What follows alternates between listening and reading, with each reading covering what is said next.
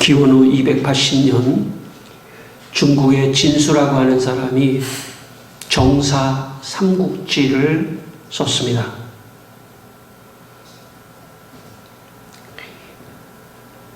삼국지 5서에 보면 오나라의 손호 황제라고 하는 황제에게 신하 하소가 다음과 같은 상소문을 올렸습니다. 신이 듣기로 나라를 일으킨 군주는 자기의 호물을 듣기를 좋아하고 어지러운 군주는 자기 명성을 듣기를 좋아한다고 합니다. 자기 호물을 듣는 군주는 호물이 하루하루 줄어들어 복이 내리고 자기 명성을 듣는 군주는 하루하루 손상되어 화가 이르게 됩니다. 이 때문에 옛 군주는 예절로 현인들을 등용하고 겸허하게 허물 찾기를 구하라고 했습니다. 손호 황제가 이 상소문을 받아들고 매우 화가 났습니다. 그래서 부하들에게 이 하소에게 1000번의 고문을 시키라고 명령했습니다. 그리고 하소는 1000번의 고문을 당하다가 결국 마지막에 살해를 당해서 죽게 됩니다. 사람은 누구나 거의 대부분 자기의 허물을 지적하고 또 허물이 있다고 하고 비판하고 자기를 나쁘게 말하는 것을 참 받아들이기가 쉽지가 않습니다. 특별히 오늘 여기에 나와 있는 손호와 같은 황제, 자기 위에는 아무도 없다. 내가 절대적인 권력을 갖고 있다.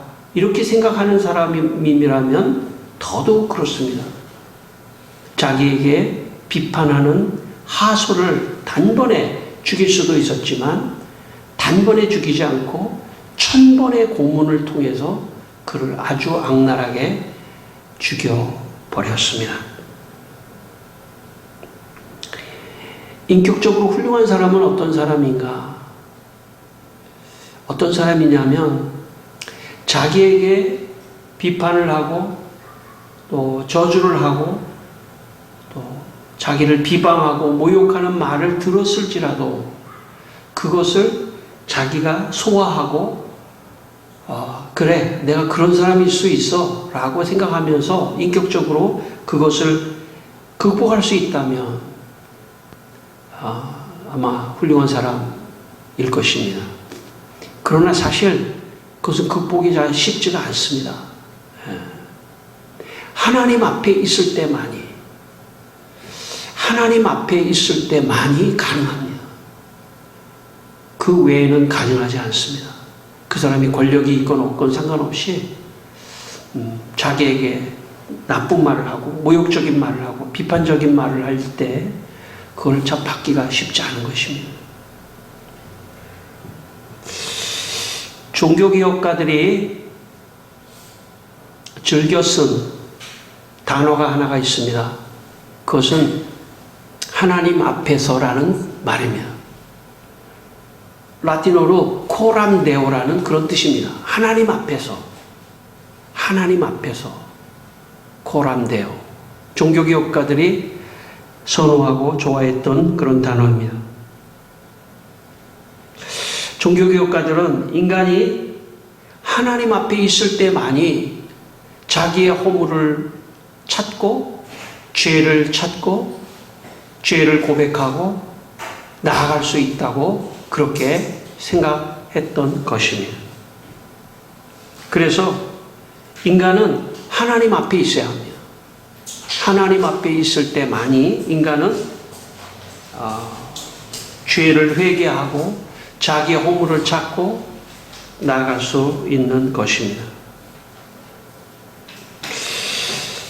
시편 51편 3절에 이런 말씀이 있습니다. 무릇 나는 내 죄가를 아오니 내 죄가 항상 내 앞에 있나이다. 다윗이 죄를 지었을 때 다윗도 있으면서 여러 가지 죄를 지었습니다. 다윗이 죄를 지었을 때 무릇 나는 내 죄가를 아오니 내 죄가 항상 내 앞에 있나이다. 이렇게 다윗이 고백할 수 있었던 것은 그가 하나님 앞에 있었기 때문입니다. 다윗도 이스라엘의 왕이었습니다. 권력을 가지고 있었던 사람이었습니다. 나단 선지자가 와서 당신이 왜 다른 사람의 양을 뺐듯이 왜 당신의 부하 우리아의 아내를 취했습니까? 라고 말했을 때 다윗도 권력을 갖고 있었던 사람이었기 때문에 손호와 같이 하소를 1000번이나 고문해서 죽일 수도 있는 권력을 가지고 있었습니다. 그럼에도 불구하고 다윗은 하나님 앞에 회개했습니다. 왜냐하면 다윗은 나단 앞에 서 있었던 것이 아니라 하나님 앞에 서 있었기 때문에 그렇습니다. 인간은 하나님 앞에 서 있지 않는 한 인간은 자기의 죄를 보려고 하지 않습니다. 자기에게 나쁜 말을 하는 사람을 오히려 저주하고 나쁜 말을 하는 사람을 더 여러 번 복수하는 그런 마음이 바로 죄악을 품고 있는, 죄에 오염되어 있는 우리의 마음입니다. 그러므로 우리가 이 죄에 오염되어 있는 마음을 그래도 그 경향성을 상쇄시키면서 나아갈 수 있는 유일한 방법이 있다면 하나님 앞에 있는 것입니다. 고람되어. 그런 사람을 하나님이 구원하시고 축복해 주십니다. 저는 여러분의 인생이 하나님 앞에 늘 있게 되기를 바랍니다. 그래야만이 하나님이 여러분을 보시고 또 여러분의 죄를 회개하는 그런 여러분의 모습을 보시고 여러분을 구원하시고 또 축복해 주시는 것입니다. 이 아침에 우리가 교회에 왔습니다. 교회에 왔다는 의미는 무엇입니까? 하나님 앞에서 있는 것입니다. 하나님 앞에서 있는 것입니다. 하나님 앞에서 있는 여러분에게 하나님께서 구원과 축복을 주시기를 주의 이름으로 축원합니다. 우리 함께 오늘 본문 7절 말씀 다시 한번 읽겠습니다. 7절 말씀 우리 사무엘하 16장 7절 말씀 같이 읽겠습니다. 시므이가 저주하는 가운데 이와 같이 말하니라. 피를 흘린 자여 사악한 자여 가거라 가거라. 네, 이 말씀은 다윗이 사울에게 지금 쫓기고 있는데 사울의 친족 중에 시므이라고 하는 사람이 도망가는 다윗을 향해서 저주하고 있습니다. 어떻게 저주하냐면 피를 흘린 자여 사악한 자여 가거라 가거라 하면서 지금 다윗을 저주하는 말을 시므이가 하고 있습니다. 여러분, 다윗은 지금 사울을 피해서 도망가지만 사실 다윗 옆에는 그래도 훌륭한 군인 수백 명이 함께 있었습니다. 그래서 다윗이 그 말을 듣고 기분이 나빴겠죠. 마음이 상했겠죠. 그래서 부하들에게 저 시므이를 가서 당장 목을 베어오라고 할 수도 있었습니다.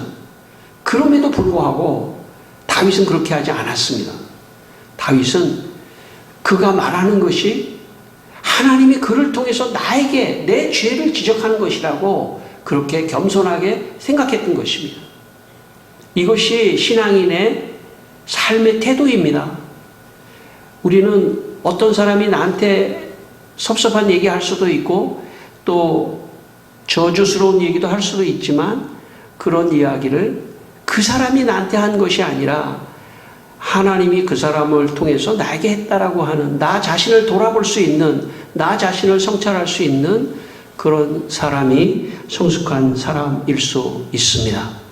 물론 마음의 상처를 다윗이 받은 것은 사실일 것입니다.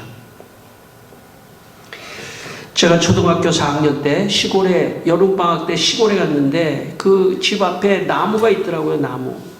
근데 좀 얕아 보였어요. 예, 그래서 제가 저기에 올라가서 놓을 수 있겠다 생각하고 그 나무 위로 올라갔습니다.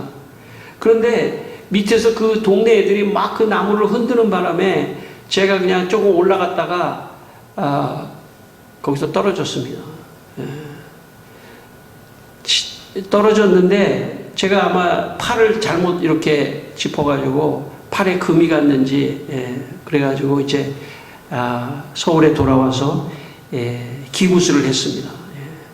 모르겠습니다. 요즘 기부스는 어떨지 모르지만 그 옛날에는 너무 여기다가 막 석고를 발라가지고 너무 무겁고 막 안에가 막 가려워가지고 막 그냥 막 연필로 막 그냥 긁기도 하고 막 그랬습니다. 그리고 학교를 갔는데 이제 개학이 돼서 학교를 갔는데 아이들이 너 왜 그렇게 다쳤냐고 그래서 제가 나무에 올라갔다가 떨어졌다 그러니까 막 저를 놀리면서 막 저를 놀렸습니다.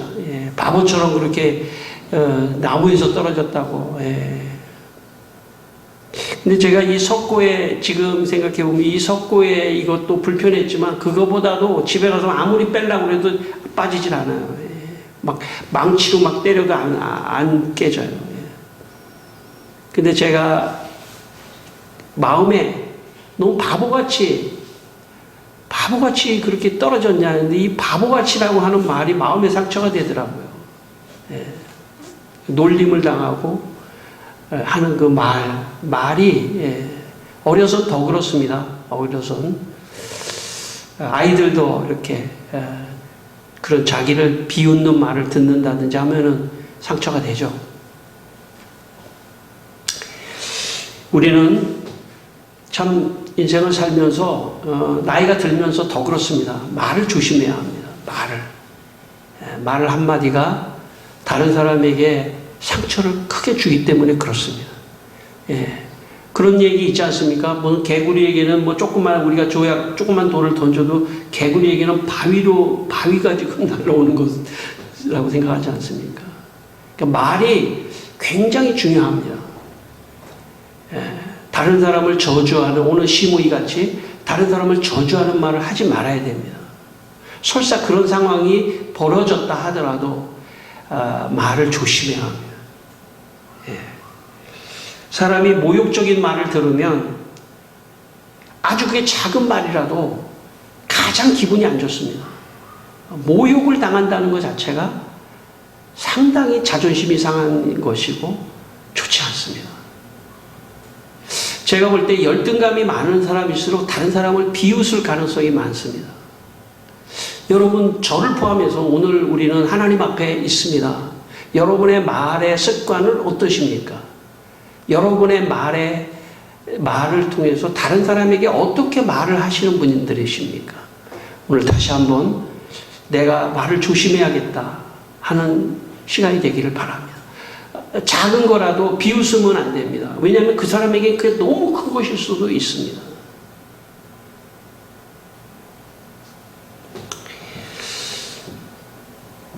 야고보 3장 2절에 이런 말씀이 있습니다. 우리가 다 실수가 많으니 만일 말에 실수가 없는 자라면 곧 온전한 사람이라 능히 온 몸도 굴레 씌우리라. 우리가 실수가 많지만 말에 실수가 없으면 좋겠다는 것입니다. 성경 말씀은.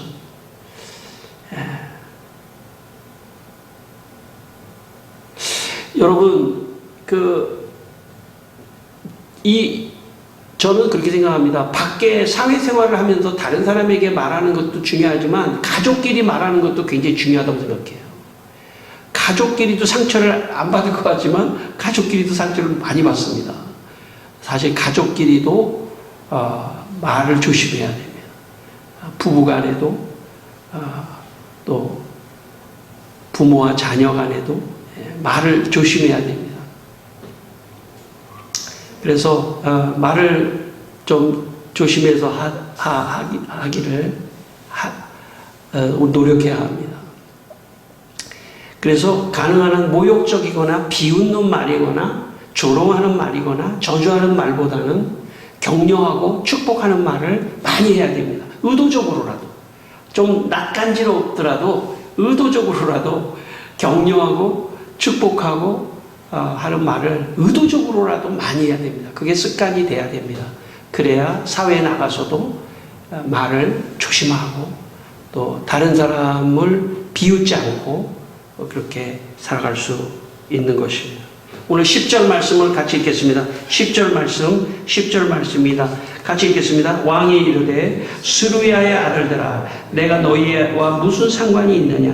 그가 저주하는 것은 여호와께서 그에게 다윗을 저주하라 하심이니 내가 어찌 그리하였느냐 할 자가 누구겠느냐 하고. 예, 다윗의 부하 중에 스루야의 아들 아비새라고 하는 아주 그 부하 중에 제일 참 부하 중에 부하가 이렇게 말했습니다. 저 시므이가 다윗 왕을 저주하니까 내가 가서 그의 목을 베어오겠습니다. 그랬더니 다윗이 말하기를 그가 저주하는 것은 여호와께서 그에게 다윗을 저주하라고 하심이 아니겠느냐. 그러니까 그 시므이가 저주하는 것을 다윗이 하나님이 그를 통해서 나를 저주하는 것으로 지금 해석하고 받아들이고 있는 것입니다. 설사 우리가 세상을 살 때 다른 사람이 나를 모욕하고 저주하는 것이 있을지라도 그 사람을 미워하기보다는 하나님이 저 사람을 통해서 나에게, 물론 그렇게 해서는 안 되지만 저 사람을 통해서 나에게 말씀하신다. 이게 다윗의 마음인데 다윗이 어떻게 그렇게 할 수 있었겠습니까? 그것은 다윗이 하나님 앞에 있었기 때문에 그렇습니다. 만약 하나님 앞에 없었다면 다윗은 이런 말을 하지 않았을 겁니다. 아비새가 말하기도 전에 다윗이 시므이의 목을 베어오라고 했을지도 모릅니다. 하나님 앞에서 있었기 때문에, 하나님 앞에서 있을 때만이 모든 상황을 극복하고 나아갈 수 있습니다. 여러분, 우리가 잘 아는 대로 요즘에는 SNS 같은데 어떤 사람을 비방하는 글도 많이 쓰지 않습니까? 그래서 그 비방하는 글 때문에 절망해서 막 자살하는 사람도 있고 그렇지 않습니까? 상당히 무섭습니다. 이 말이라는 게. 특별히 익명의 말, 누군지 모르는 사람이 말을 했을 때 굉장히 마음의 상처를 받는데, 저는 그것마저도 하나님 앞에 있을 때만이 극복될 수 있다고 생각합니다. 그런 것들을 다, 그래, 저 사람이 몰라서 그런 거지. 그럴 수도 있고, 나한테 이렇게 말씀하시나 보다 하나님, 그러면서 그거를 더 적극적으로 긍정적으로 해석하고 나갈 수 있는 힘, 어디서 올 수 있겠습니까? 하나님 앞에서 있을 때만이 가능합니다. 우리가 어떻게 세상을 이길 수 있습니까? 세상에 그런 어떤 사탄과 마귀와 어떤 이 시므이와 같은 저주의 공격을 어떻게 막을 수 있겠습니까? 내 인격적인 능력으로는 사실 막을 수가 없습니다. 분노하게 되고 복수하게 되고 그래서 얽히게 되고 그래서 또 망가지게 되는 것입니다. 하나님 앞에서 있을 때만이 그것을 컨트롤할 수 있습니다. 16세기 프랑스의 종교개혁자 존 칼빈은 하나님 앞에 있을 때 어떤 현상이 나타나는지를 그가 이렇게 말했습니다. 사람은 먼저 하나님의 얼굴을 묵상하고 하나님에 대한 직관적 지식을 얻음으로 낮아져서 자기 자신을 면밀히 바라보기 전에는 결코 자기 자신을 아는 순수한 지식에 이를 수 없다. 우리 모두는 교만을 타고났기에 확실한 증거에 의해서 우리 자신의 불의, 추함, 어리석음, 불순에 대하여 유죄 판결을 받지 않는 이상 항상 자기를 의롭고 순수하고 지혜롭고 거룩하다고 여기기 때문이다. 존 칼빈은 우리가 하나님 앞에 있을 때만이, 한마디로 말해서 하나님을 묵상하고 하나님 앞에 있을 때만이 자기 자신을 면밀하게 바라보고 불의, 추함, 어리석음, 불순을 볼 수 있다고 했습니다. 내 죄를 볼 수 있는 힘은 하나님 앞에 있을 때만이 보이는 겁니다. 하나님이 없으면 내 죄는 보이지 않습니다. 하나님 앞에 있을 때만이 그래, 내가 죄구나, 내가 죄인이구나, 내가 불의를 저질렀구나, 내가 다른 사람에게 상처를 주는 말을 했구나 하는 것도 기억할 수 있습니다. 하나님 앞에 있을 때만이.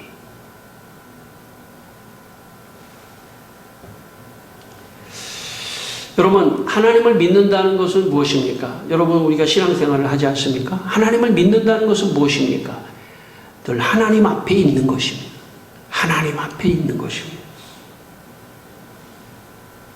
그러면 어떤 사건이나 다른 사람의 말이나 심지어 비판하는 말조차도 그걸 통해서 오히려 내 죄를 보고 그리고 그거를 극복해 갈 수 있는 힘이 있는 것입니다.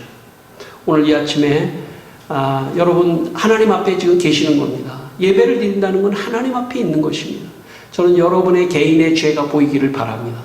그리고 그 죄를 회개하는 시간 되기를 바랍니다. 그리고 그 죄를 회개할 때 하나님이 구원하시고 축복해 주시는 것입니다. 11절 말씀을 다시 한번 읽겠습니다. 11절 말씀입니다. 같이 읽습니다. 또 다윗이 아비새와 모든 신하들에게 이르되 내 몸에서 난 아들도 내 생명을 해하려 하거든 하물며 이 베냐민 사람이라 여호와께서 그에게 명령하신 것이니 그가 저주하게 버려두라. 아비새에게 다시 말합니다. 그가 그냥 저주하도록 그냥 버려두라. 이 말은 뭐냐면 말을 막지도 말라는 것입니다. 시므이가 그냥 저주하도록 버려두라. 아까 제가 말씀드렸지만 다윗이 지금 수백 명의 부하를 그래도 거느리고 있었습니다. 도망 중에 있었지만 만약에 다윗이 아비새가 말하기도 전에 저주하는 시므이에 대해서 분노하고 하나님 앞에 없을 때 그럴 수 있죠. 분노하고 아비새에게 오히려 아비새야 가서 저 시므이의 목을 베어오라. 만약에 그랬다면 아비새가 가서 목을 베어왔겠죠. 그러나 아비새가 다윗을 보면서 저 폭력적인 저 모습은 사울과 다를 게 없는데 사울이 그랬습니다. 사울이 바로 자기 옆에 있었던 다윗을 화살로 쏴서 죽이려고 하고 아주 폭력적인 사람이죠. 자기의 권력을 가지고 폭력적인 다윗도 다르지 않은데 사울과 다르지 않은데 하면서 아비새가 지금은 당장 시므이의 목을 쳐왔지만 언젠가는 기회를 봐서 다윗을 떠나야 되겠다고 생각했을지도 모릅니다. 그리고 그 옆에 있는 사람들도 다윗의 저 폭력성, 자기에게 말 한마디 했다고 저렇게 잔인하게 목을 베어서 죽이나? 저 폭력성, 그 폭력성에 아마 다른 부하들도 조금씩 핑계를 대고 다윗을 떠났을지도 모릅니다. 그런데 다윗이 그때 하나님 앞에 서 있는 모습을 아비새와 부하들이 보면서 다윗을 떠나지 않았습니다. 다윗이 사울에게 쫓겨서 어려울 때 오히려 그들은 다윗에게 충성을 다하고 있었습니다. 왜 그렇습니까? 사실 다윗에게 충성했다기보다는 하나님 앞에 서 있는 그 리더에게 감동을 받은 것입니다. 하나님 앞에 서 있는 리더에게. 하나님 앞에 서 있어야 됩니다. 여러분의 인생과 제 인생 모두 하나님 앞에 서 있어야 됩니다. 그래야 나의 가장 가까운 사람도 나를 존경하고 인정하고 따르는 것입니다. 오늘 다윗에게 그런 하나님 앞에 서 있는 다윗을 오늘 우리가 묵상할 필요가 있습니다. 개신교 교단인 송공회의 대천덕 신부님, 지금 돌아가셨지만 저도 이 예수원에서 조금 생활했지만 강원도 황제에 예수원이라고 하는 그 수도원을 만들었습니다. 근데 그 수도원은 그 신부님이 개신교 그 성공의 수도원은 중보기도 개인을 위해서 사회를 위해서 나라와 민족과 특별히 북한 땅을 위해서 기도하는 그런 사명을 가지고 그 중보기도 수도원을 만들었습니다. 그런데 몇 년이 지나 그 내부에 어떤 그 의견 충돌이 생겼습니다. 왜냐하면 수도원을 만들었는데 경제적으로 너무 어려운 거예요. 그러니까 어떤 사람들이 나타났냐면 우리 중보기도를 우선 하지 말고 우선 자립부터 하자. 농사부터 잘 짓고 자립을 먼저 하자. 기도가 중요한 게 아니다 하는 의견이 나오기 시작했습니다. 그때 대천덕 신부님이 우리는 중보기도를 하는 가운데 하나님이 공급해 주시는 것, 하나님이 공급해 주시는 것을 기다립시다. 왜냐하면 대천덕 신부님의 멘토는 허드슨 테일러라고 하는, 허드슨 테일러의 멘토는 조지 밀러입니다. 다시 말하면 오직 하나님만을 의지하고 하나님이 공급해 주시는 때를 기다리는 그런 신앙관을 갖고 있었기 때문에 우리가 중보기도의 사명을 감당하다 보면 하나님이 먹을 것을 주시지 않겠습니까? 우리가 일하지 않는 것은 아니지만 거기에 우선순위를 두서는 안 됩니다. 우리가 기도합시다. 그런 의견이 대립이 수년 갔습니다. 몇 년 동안. 그리고 대천덕 신부님이 하나님 앞에서 하나님의 뜻을 기다립시다. 몇 년이 지났을 때 모두의 마음속에, 그리고 하나님이 공급해 주시는 것을 경험하면서 모두의 마음속에 중보기도가 우리의 사명이다라는 것을 깨달았습니다.